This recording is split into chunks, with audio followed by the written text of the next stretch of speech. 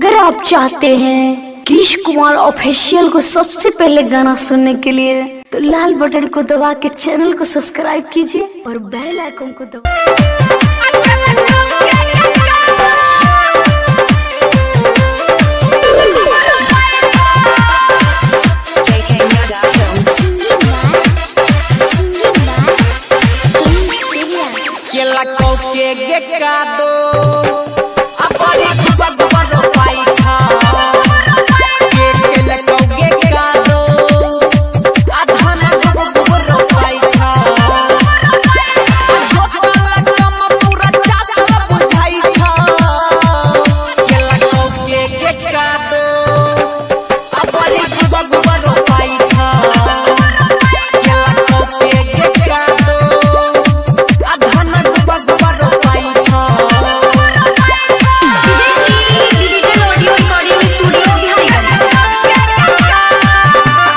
चाहते हैं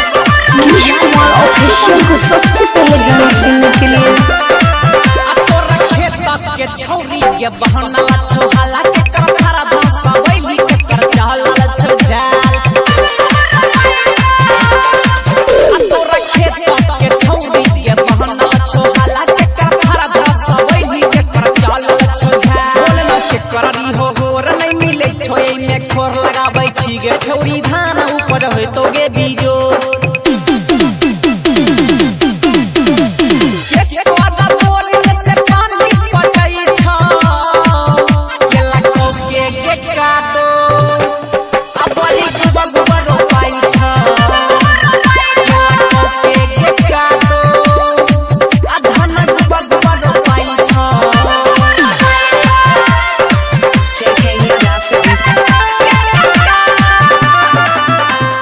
चाहते हैं